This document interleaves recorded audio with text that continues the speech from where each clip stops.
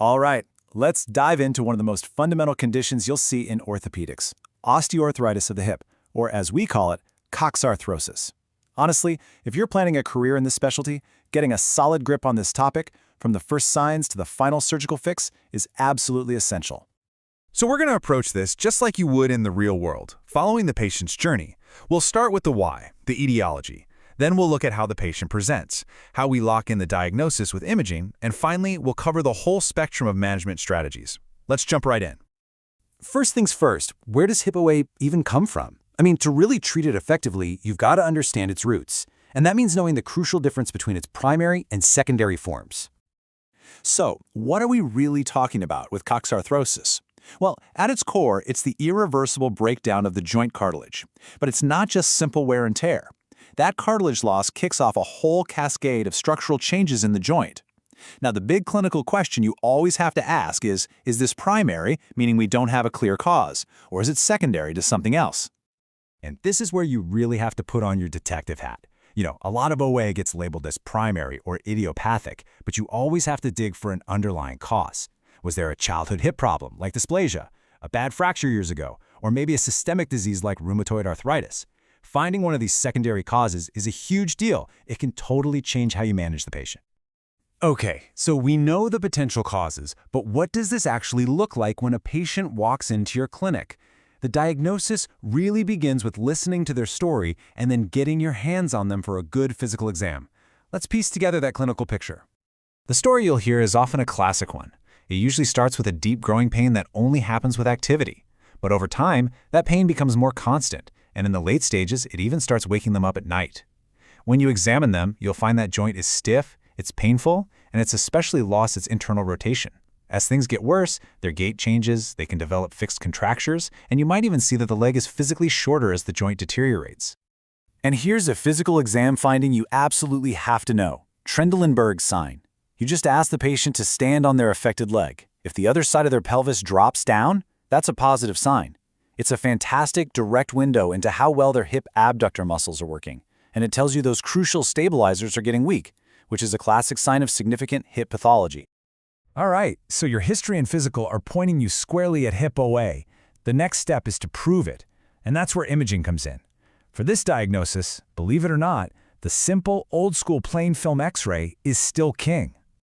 Now, on that X-ray, you are looking for 4 cardinal signs that basically tell the story of the disease. First, joint space narrowing. That's the cartilage literally wearing away. Second, you'll see subchondral sclerosis. That's the bone right under the cartilage getting thicker and denser from all the extra stress. Third, you'll see osteophytes, which are just bone spurs forming around the edges of the joint. And finally, you might see subchondral bone cysts, little fluid-filled holes in the bone. Okay, so we've confirmed our diagnosis with objective evidence. Now comes the big question. What are we going to do about it? Management is a stepwise process. We always start with conservative options before we even think about taking the patient to the OR. I want you to think about treatment along 2 main pathways. The conservative path is all about symptom control and improving function. We're trying to buy time and keep the patient as comfortable as possible without surgery. The surgical path, on the other hand, that's for when conservative care just isn't cutting it anymore, and our goal shifts to definitive pain relief and correcting the joint's mechanics for good. Conservative care is really a multi-pronged attack. We start with the basics, right? Lifestyle changes. Losing weight can take a huge amount of pressure off the hip. Next, we bring in physiotherapy to strengthen the muscles around the joint. And then we layer in medications, anything from NSAIDs and analgesics to targeted steroid injections.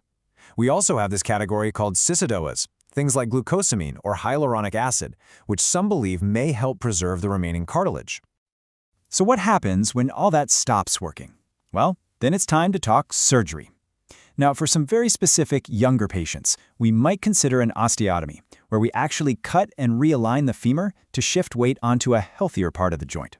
But for the vast majority of patients with end-stage disease, the definitive answer is a total hip arthroplasty, or a THA.